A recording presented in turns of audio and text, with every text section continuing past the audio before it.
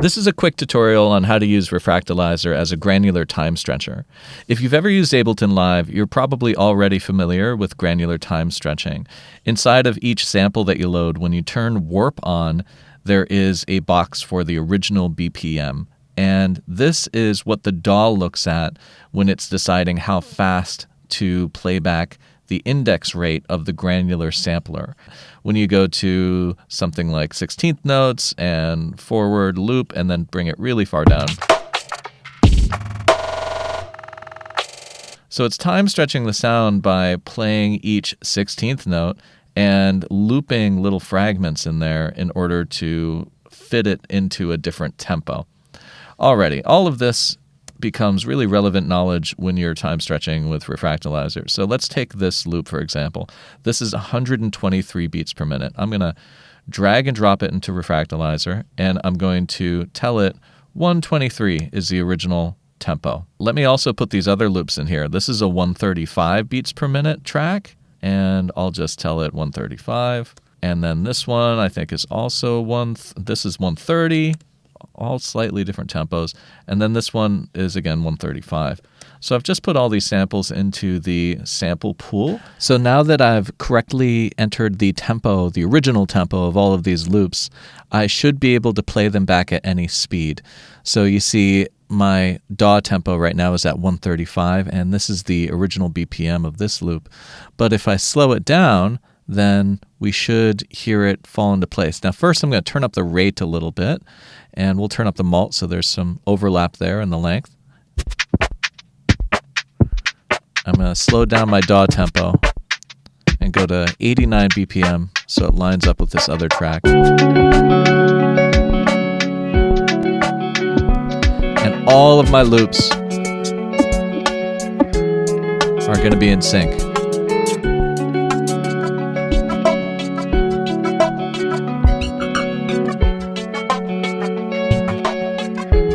And I have fine control now over the grain rate here, the size of the grains.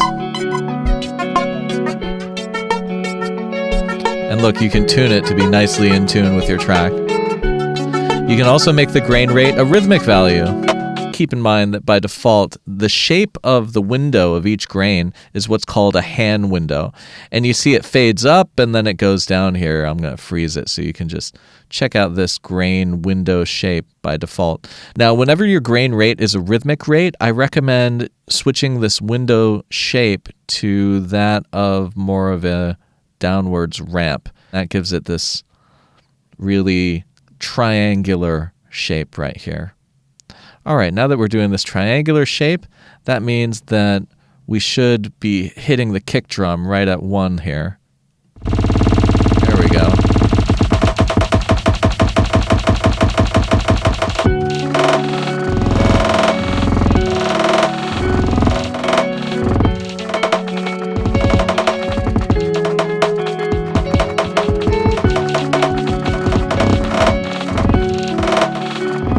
Let's put a little smoothness on it too so it doesn't click.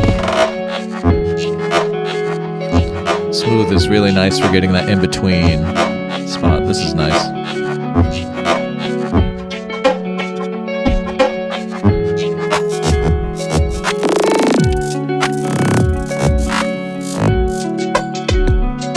That's nice.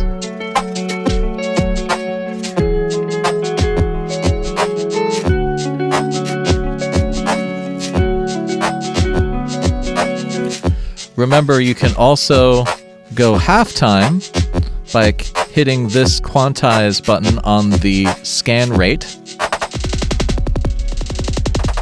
And if you want to re-quantize this at any point, just hit stop and play, and when host is on, it'll start from 1 again. So now this is going really slow.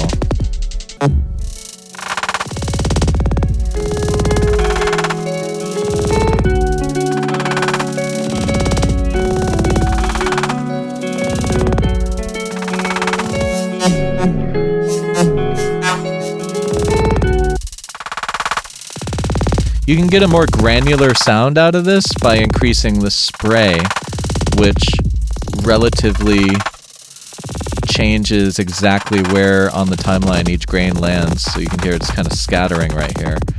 But we can turn that up just a little bit for some nice stereo depth. And we can also turn up the rand a little bit on the rate and a little bit on the length, and even the pitch. We can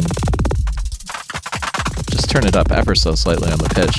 And so now we can get this really big granular beat sound.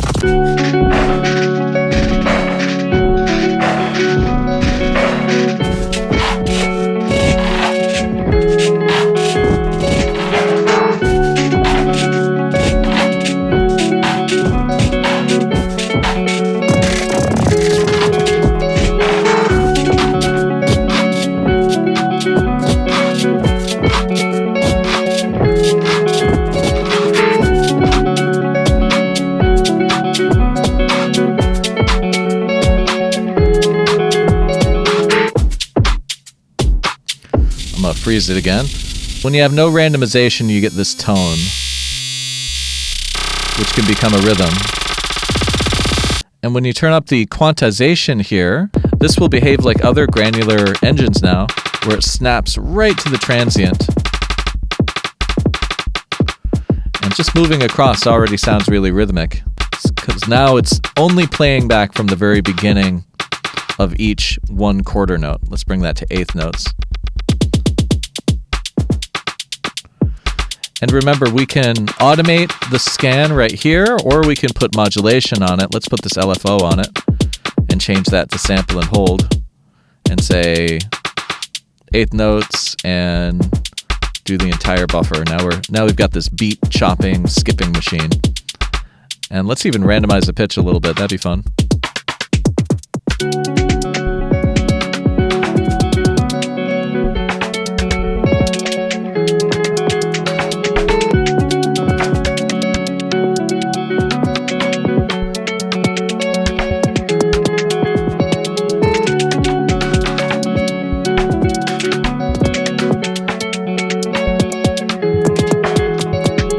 Remember, you can also go a tonal right here.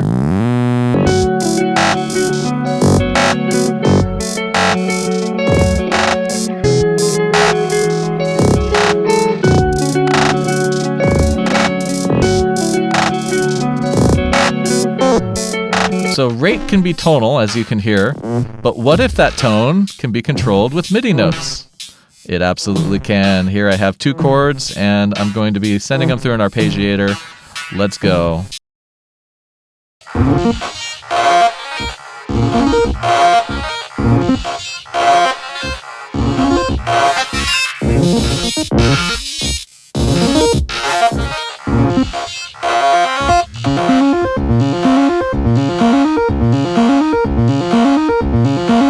Wow.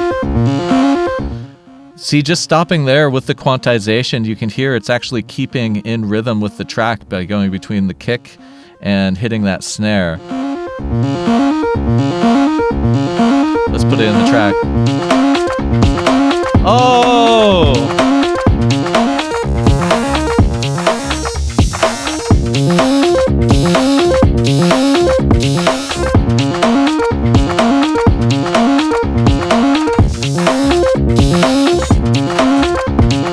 When you turn up the delta, it helps keep it in tune when you're moving. There we go.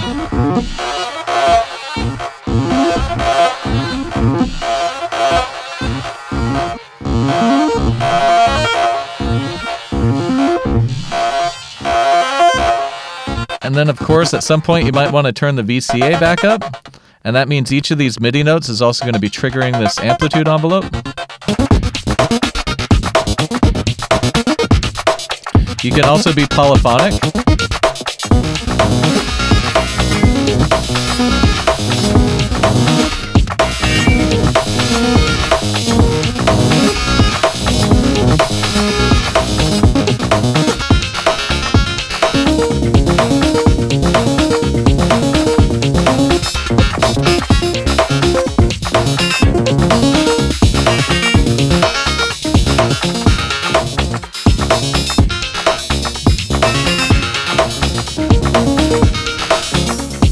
Yeah, let's get the filter involved with this.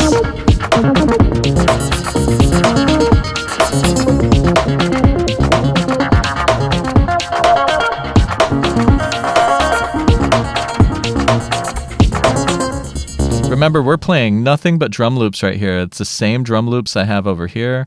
It's playing all of the notes here. It's just magical when you get all this synchronized in Refractalizer by DataMind Audio.